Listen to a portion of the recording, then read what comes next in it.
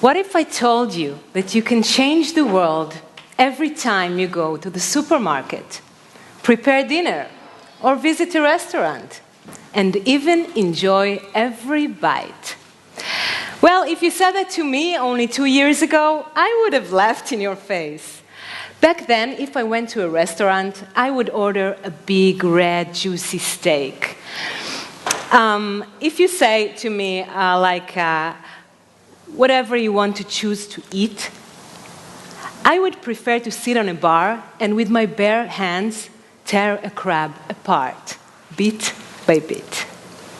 I was a restaurant and a bar critic, and food to me was an adventure, pleasure, passion, satisfaction, memories, and home. Changing the world was not on my plate. But as I became a conscious eater, I discovered I can save lives, improve my health, and contribute to protecting the environment. I put the world on my plate. So I am changing it every time I go to the supermarket, prepare dinner, or visit a restaurant. And if you're thinking, like I did, that conscious eating means giving up all the pleasures of food, I have good news for you. I took all these ingredients of tastes, flavors, aromas, textures, and added in values of helping, giving, and protecting. So food is still an adventure, still a pleasure, still a passion, and I still enjoy every bite. We're all eating from the moment we were born throughout our lives. It's breakfast, it's lunch, it's dinner, and personally for me, it's everything in between. Before even I finish one meal, I'm already fantasizing about the next. But how do we choose what we eat? Based on advertising, your mother's cooking, habits, culture, taste?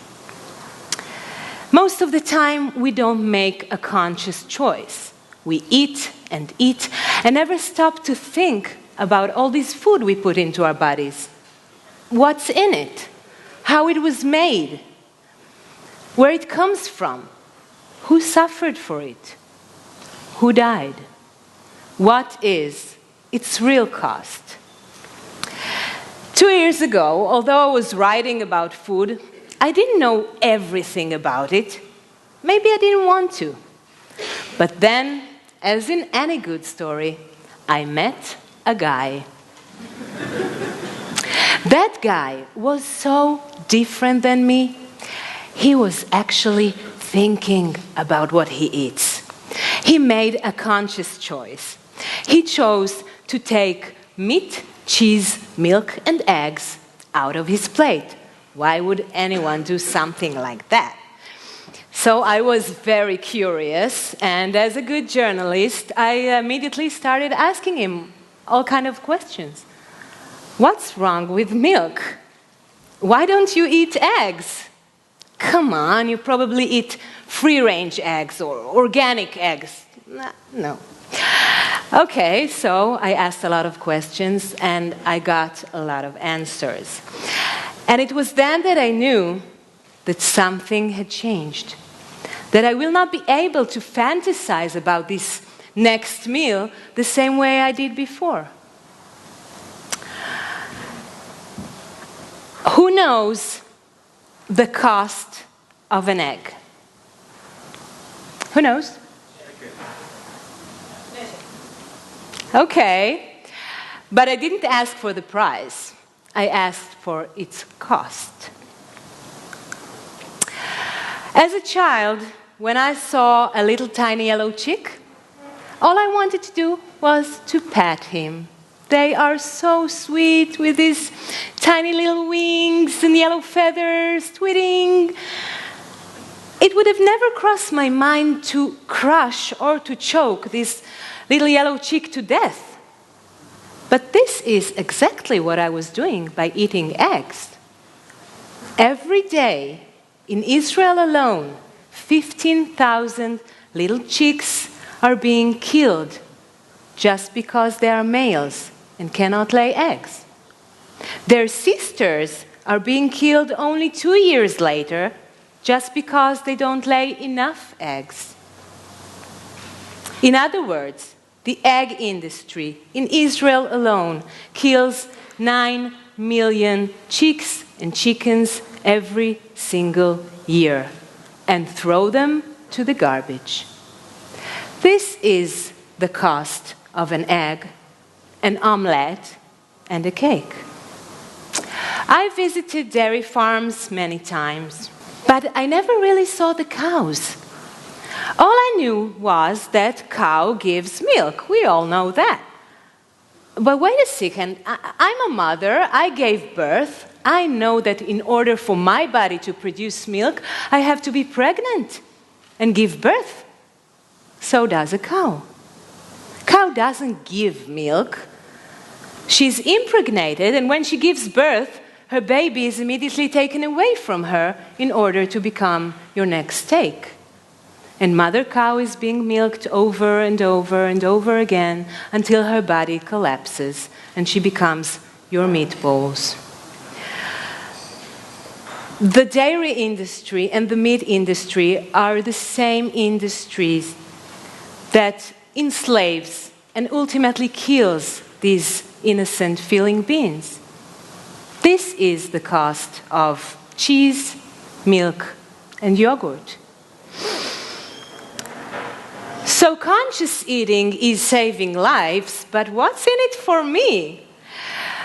Well, my body thanks me every day for not putting into it cholesterol, saturated fats, toxics, hormones, drug residues, you name it. Some of the leading health and nutrition organizations in the world already declared that well-planned plant-based diet will dramatically reduce your chance of having a heart attack, cancer, diabetes, cholesterol, kidney diseases.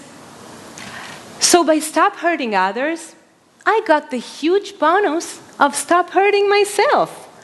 By the way, you can stop hurting yourself and get the huge bonus of stop hurting others. It goes the same way.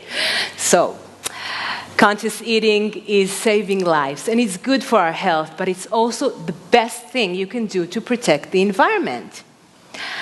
Actually, you cannot be an environmentalist while eating meat. It's like sitting on a branch, holding a hamburger in one hand and sewing it with the other. You know, recently I just heard that Al Gore had become vegan. He probably knows that. The livestock industry is one of the most polluting and wasteful industries on earth. It's polluting air more than all the vehicles in the world together. It's wasting so much water that just by going vegan, I'm saving 5 million liters of water every year. 5 million liters, just me, just one person. The livestock industry uses 70% of agricultural lands to feed 60 billion land animals that humanity eats every year.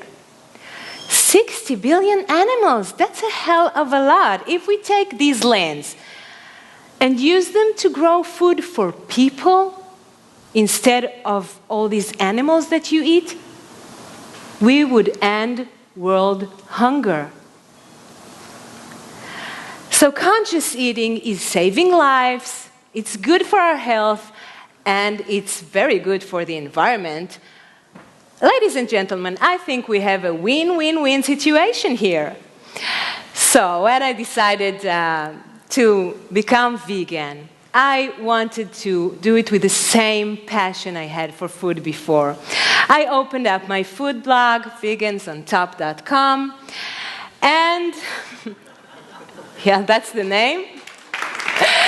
And I thought it would document my own personal private journey to vegan land. But to my surprise, a chain reaction started right away. First, my chef friends had to cook for me. Then we had some amazing vegan tasty dinners in some of the best restaurants in Israel. Then hundreds of people, vegan, food-loving people, came to eat. I discovered a whole growing, vivid, involved community of people that wanted the same thing that I did. To make a change through their choice of food, but to keep enjoying life and stay the same people they used to be before. My journey had become their journey. So from being a food writer that crossed the lines, I became one of the voices calling for an important culinary change and making it happen.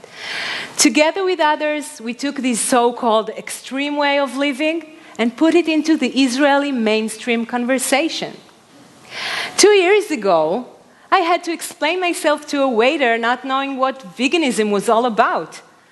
Today, when I say I'm vegan, the waiter immediately explains to me what are my menu options.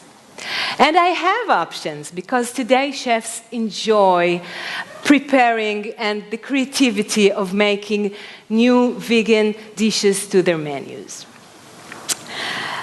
Through my website, that today has more than 80,000 views a month, and my vegan workshops, I teach tens of thousands of people how to enjoy cooking with no animal products and look at their plates differently. I deeply believe that each and any one of us can become an agent of change by simply making a conscious choice of what we eat.